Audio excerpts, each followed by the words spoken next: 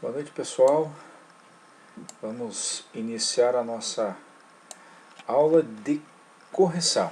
Então, na semana passada, até na quarta-feira, alguns, por conta da questão da nomenclatura, da nomeação do arquivo, entregaram depois, mas está tudo certo, ninguém vai sofrer prejuízo. Vocês fizeram um reze, vocês não encaminharam o reze, eu estou terminando de corrigir, alguns eu já devolvi, mas logo na sequência eu já estou devolvendo todos para vocês. Então, na aula de hoje eu vou passar para vocês o gabarito, com a correção daquele exercício, com aquela peça processual, e só vou lembrá-los que na sexta-feira agora, tanto de manhã quanto de noite, nós iniciaremos a questão da aula direta, da aula ao vivo, da aula em tempo real. Então, o que vai acontecer? Nessa sexta-feira, eu vou explicar para vocês o agravo em execução. Então a gente vai trabalhar a questão do agravo na nossa aula. Tá? Então é interessante que vocês estejam presentes, eu vou fazer chamada nesse dia, e é interessante que vocês estejam presentes para que eu possa explicar para vocês. Aí eu vou dar a aula online e vou disponibilizar o caso no RA. E aí a correção eu vou colocar como vídeo aula gravada, tá? Então a gente vai fazer assim. As peças novas, os casos, a gente vai trabalhar na aula ao vivo, na aula em tempo real. As correções eu vou disponibilizar no RA na forma de aula gravada. Então, só para a gente ter isso bem claro aqui. Então, a partir de agora, com a introdução das aulas online, das aulas em tempo real, eu vou falar das peças, nós vamos discutir as questões das peças em tempo real, e as correções eu vou fazer gravada, daí você vai poder acessar com calma, vai poder fazer isso de forma mais tranquila. Perfeito? Então vamos dar sequência na nossa aula. A gente vai falar hoje então do recurso em sentido estrito, da correção do recurso em sentido estrito que eu passei para vocês. Então o caso é o seguinte, vamos ler o caso para a gente entender. Marcelo Bandoleiro, brasileiro, boia fria, foi denunciado pelo promotor de justiça da comarca de Foz do Iguaçu, com fulcro no artigo 121 caput do Código Penal, pela prática do seguinte ato tido como criminoso. Então aqui observem que há uma denúncia, há uma inscrição da descrição do fato no exercício. No dia 20 de outubro de 2019, por volta das 2 horas da madrugada, em frente ao estabelecimento comercial denominado Bar do Zé, localizado na Avenida Costa e Silva, próximo à estação rodoviária, neste município e comarca de Foz do Iguaçu, o denunciado Marcelo Bandoleiro, por motivos não suficientemente esclarecidos, dolosamente, com a inequívoca intenção de matar, de posse de uma arma branca, tipo facão, medindo 15 centímetros de lâmina, conforme auto de apreensão de folhas 13, desferiu um golpe na vítima Rodrigo Bonamesa, produzindo o ferimento descrito no laudo de exame de necrópsia de folhas 17, qual seja, ferimento pérfuro cortante de arma branca na região abdominal esquerda, em posição horizontal voltada para cima com perfuração do pulmão esquerdo, que foi a causa suficiente da sua morte. Observem que essa é a descrição, é a acusação feita pelo Ministério Público, que não essencialmente significa a verdade absoluta dos fatos.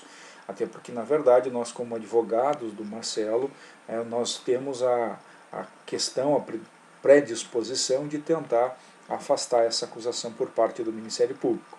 E aí o problema segue.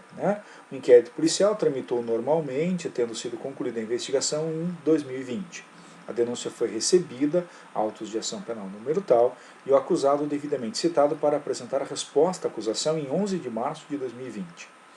Não tendo sido apresentada a resposta pelo acusado, então isso é uma coisa que eu quero que vocês observem.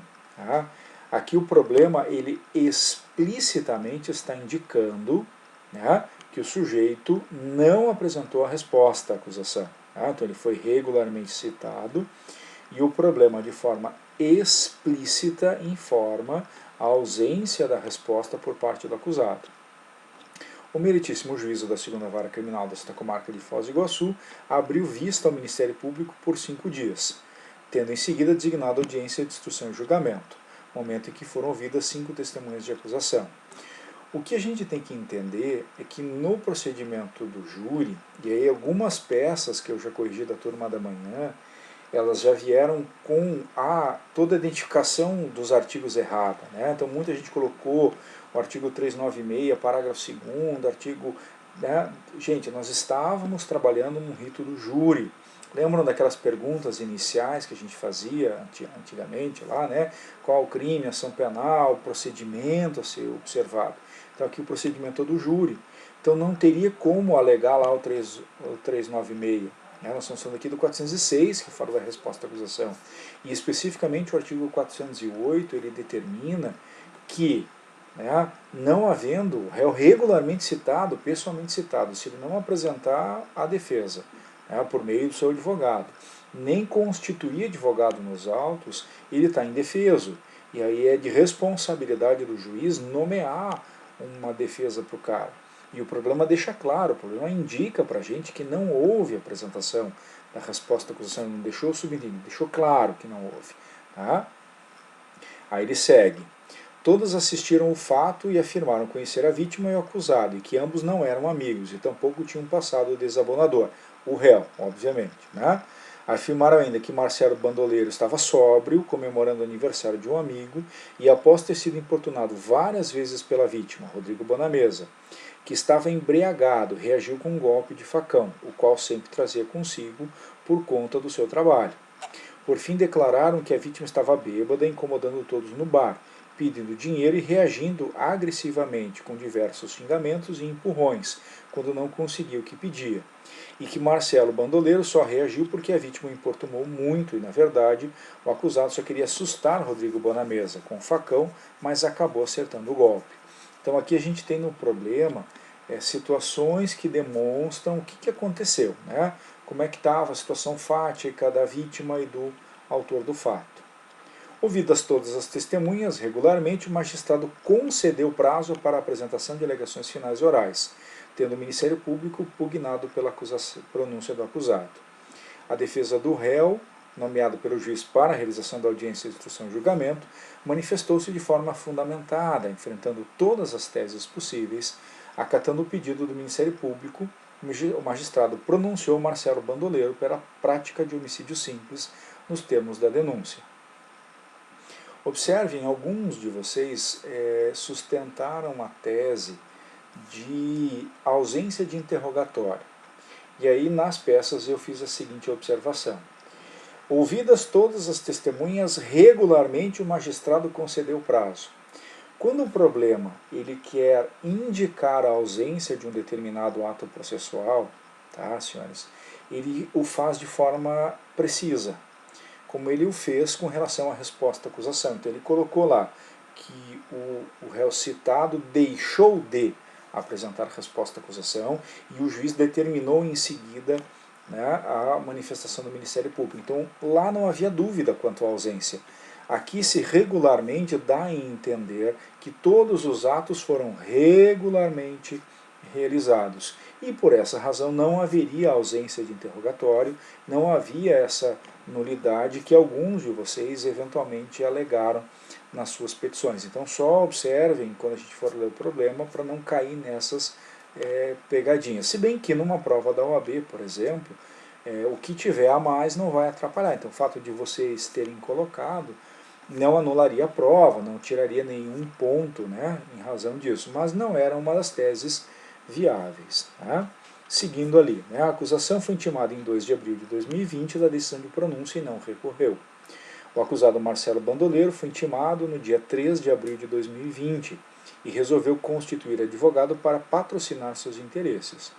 Neste mesmo dia, procurou você, advogado criminalista, explicando o seu caso e pedindo sua ajuda. Ainda naquela data à tarde, ou seja, dia 3 de abril de 2020, você, após aceitar o caso, foi ao fórum juntar procuração nos autos e tomou ciência, então você foi intimado no dia 3 de abril. Diante de tais fatos, formule e apresente à autoridade competente a peça processual adequada para atender aos interesses de Marcelo Bandoleiro, enfrentando todas as teses jurídicas possíveis em favor de seu cliente, indicando o último dia do prazo para a realização do ato. Observe-se que Marcelo Bandoleiro, por ser primário, ter bons antecedentes e residência fixa na comarca, embora tenha sido preso em flagrante delito, teve concedido em seu benefício liberdade provisória, razão pela qual responde ao processo em liberdade. A vítima, Rodrigo Bonamesa, não faleceu no local da agressão, mas apenas 2 dias depois no hospital da cidade. Marcelo Bandoleiro ajudou a socorrer a vítima e se apresentou espontaneamente à polícia. Vamos lá então, né, com relação à primeira questão, que é o endereçamento. Interposição. A interposição se dá perante o juízo da 2ª Vara Criminal da Comarca de Foz do Iguaçu, que é o juízo da pronúncia, e as razões para o Tribunal de Justiça do Estado do Paraná. Com relação ao prazo, a data final seria dia 10 de abril de 2020. Nós somos intimados dia 3, que se não me engano é uma sexta-feira, deixa eu só confirmar aqui para vocês. Então dia 3 de março, dia 3 de abril é uma sexta-feira, exatamente. Então o prazo começaria na segunda, dia 6, e terminaria no dia 10, que é uma sexta-feira. Então dia 10 de abril de 2020. Teses de defesa. Primeira tese, preliminar, cerceamento de defesa. Regularmente citado, o acusado não apresentou resposta à acusação, nem constituiu o defensor nos autos, o que leva à nulidade do processo por cerceamento de defesa. Então, aqui eu tenho vários dispositivos que fundamentam os nossos argumentos. Então, primeiro, é o artigo 5º, incisos 54 e 55 da Constituição, que fala do devido processo legal, do contraditório e da ampla defesa. E eu tenho no Código de Processo Penal os artigos 261, 263, que falam que nenhum réu será processado sem um defensor constituído ou dativo, que o juiz, nos casos em que o réu não tiver um advogado, ele tem que constituir um advogado para o cara.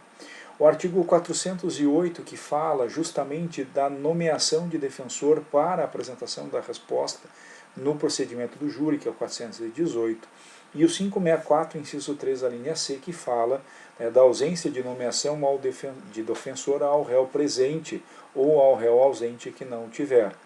Então o 261, 263, 408 e 564, inciso 3, a linha C, são artigos que fundamentam a questão do cerceamento da ausência de designação de um defensor dativo para o réu. Tanto o 261 quanto o 263 eles reforçam essa necessidade de nomeação, o 408 entra na mesma esteira de pensamento, e o 564, inciso 3, a linha C, traz a nulidade justamente pela ausência. Então a ausência aqui não é necessariamente da resposta, mas é a ausência de ter o juiz nomeado um defensor para o réu. Ele deveria ter necessariamente uma defesa técnica durante todo o processo, que é o que determina a Constituição no seu artigo 5º. E por último, como forma de fechamento da ideia, a súmula 523 do Supremo Tribunal Federal, para dar a ideia de que eu tenho, estou falando aqui de nulidade processual. Essa é a primeira tese preliminar. A segunda tese é uma tese de mérito e é a absolvição sumária do acusado. O acusado agiu em legítima defesa, visto que teria repelido injusta agressão por parte da vítima, utilizando dos meios que tinha à disposição, facão, de forma absolutamente necessária. Então, no caso concreto, se nós formos observar ali uma leitura com atenção, o sujeito ele estava agressivo, ele partiu para cima do sujeito na tentativa de agredi-lo.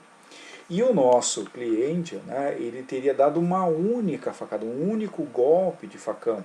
Lembrando que o facão era um instrumento de trabalho, ele trazia um instrumento de trabalho consigo. Então, embora haja aparentemente uma desproporcionalidade entre as agressões que partiram por parte da vítima embriagada e o golpe de facão dado pelo réu, nesse contexto ele tinha à sua disposição como forma de repelir a injusta agressão essa arma branca, essa faca que ele trazia consigo.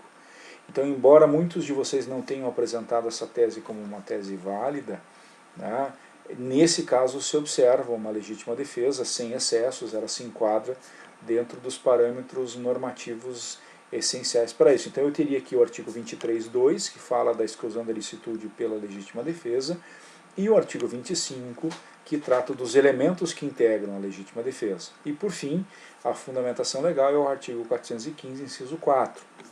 Então é importante que vocês, no desenvolvimento do argumento jurídico, na hora de fazer a peça, demonstrem de que forma aquele comportamento do sujeito se enquadra dentro dos requisitos da legítima defesa: injusta agressão, atual iminente, a direito seu de terceiro, utilizando-se dos meios e modos necessários para repelir aquela injusta agressão. Então é interessante que vocês observem isso na hora de fazer a argumentação, que é a segunda, que é de mérito. Tá? E a terceira, também de mérito, mas de forma subsidiária, é a desclassificação. Né? O acusado, não obstante tenha reagido de forma dolosa, não tinha intenção de matar a vítima, mas tão somente lesioná-la. Assim, resta caracterizada a lesão corporal seguida de morte, haja vista a imprudência decorrente do comportamento do réu em desferir o golpe de facão em direção da vítima. Né? Os fundamentos legais é o artigo 129, parágrafo 3º do Código Penal, né? E o artigo 419 do Código de Processo Penal. Aqui eu faço algumas pontuações. Primeiro, né, muita gente usou o 383. Tá?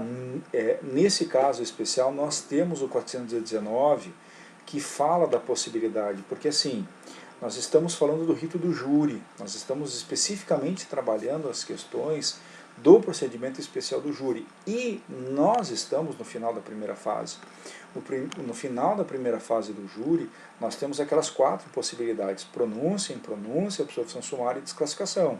Então, o rito do júri traz, no artigo 419, a possibilidade do juiz, não entendendo se tratar de crime doloso contra a vida, desclassificar o crime e, em seguida, remeter ao juiz competente. Tá? Então, não é cabível aqui o artigo 383 e sim o 419, porque ele se enquadra mais especificamente na questão do rito do júri. Tá? Então, quem colocou o 383 está errado, é o 419. Alguns colocaram a questão do crime de homicídio culposo, 121, parágrafo 3º. Não está de todo errado, é possível levar essa argumentação do crime de homicídio culposo, mas aí é meio difícil você fazer interagir com a tese anterior de legítima defesa. Tá? Porque na legítima defesa o sujeito age com vontade de impedir o resultado. Né? Então, normalmente, a intenção dele poderia até ser de causar lesão corporal, porque ele dá a facada no sujeito, né? E aí teve um resultado por ele não pretendido, que é a lesão corporal seguida de morte.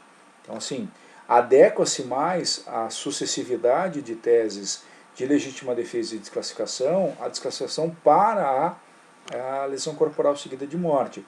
Mas não há nenhum problema, desde que você consiga explicar a questão do homicídio culposo, a sua desclassificação.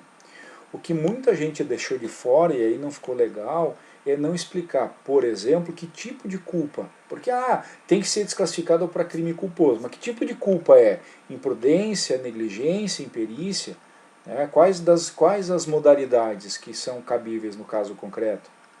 Então muita gente deixou isso de fora. Tá? Então tentem observar na hora de passar a peça de vocês a limpo e indicar se é imprudência. Né? Eu já estou dizendo que é imprudência o caso. Ele foi imprudente ao dar a facada tanto para a lesão corporal seguida de morte, quanto para o homicídio. As duas têm essa possibilidade.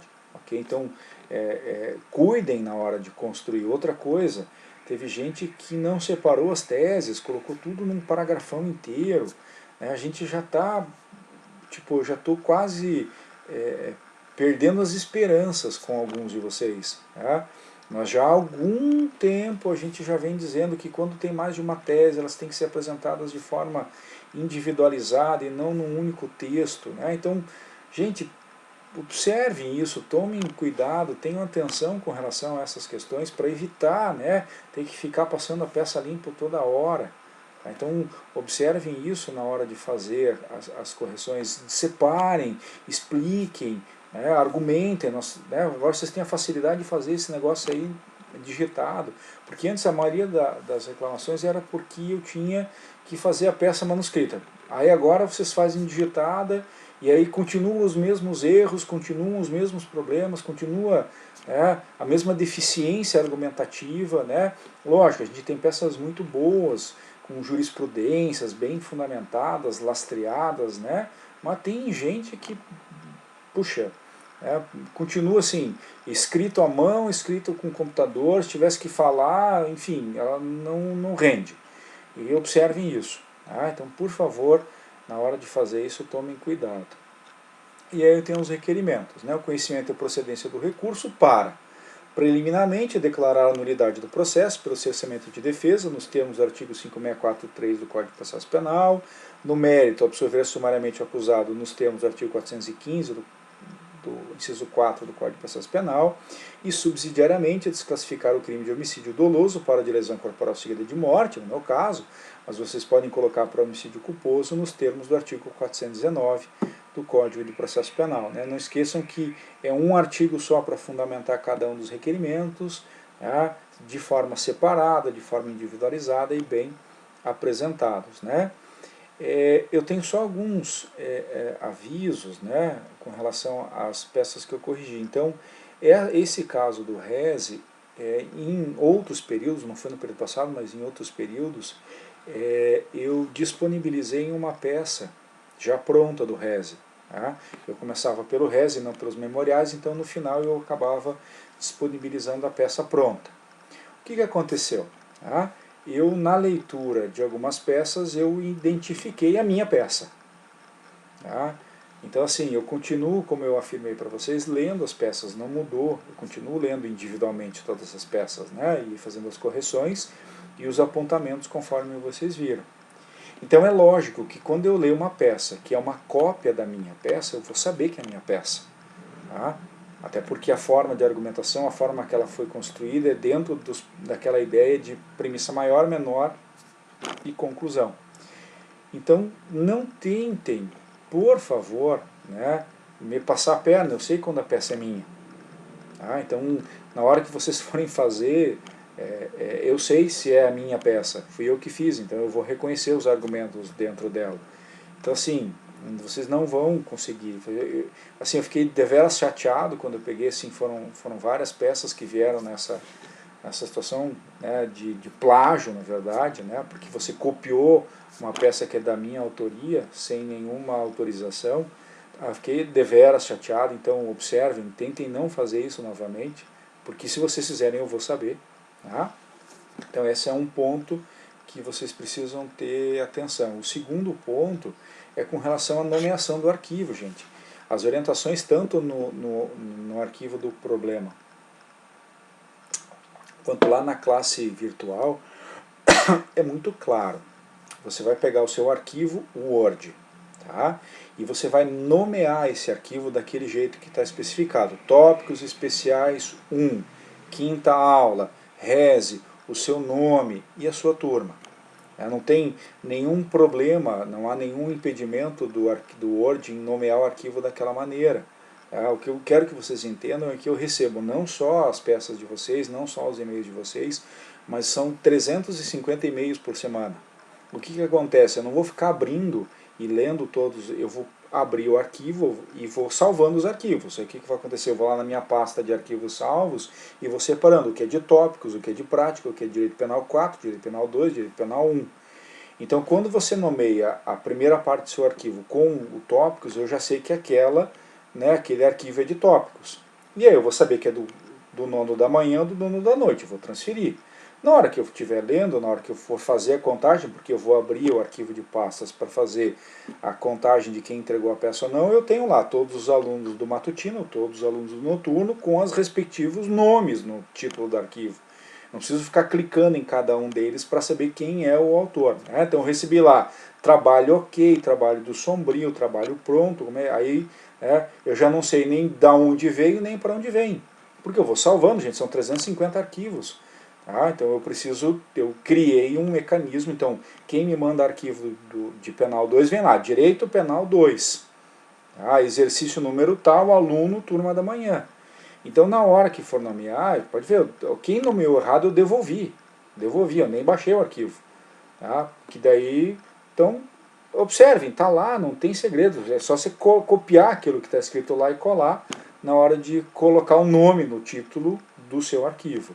E aí no e-mail você coloca lá da forma como está estabelecido. Então eu peço que vocês observem essas regras, por favor, tenham esse cuidado, essa atenção para o professor para facilitar a minha vida nesse sentido. Ok? Só lembrando então, sexta-feira agora, tanto de manhã quanto de noite, nós vamos ter aula ao vivo, e nessa aula a gente vai falar de agravo em execução. Então, já se preparem durante a semana. Ok? Uma boa noite para vocês e até sexta-feira, sem falta.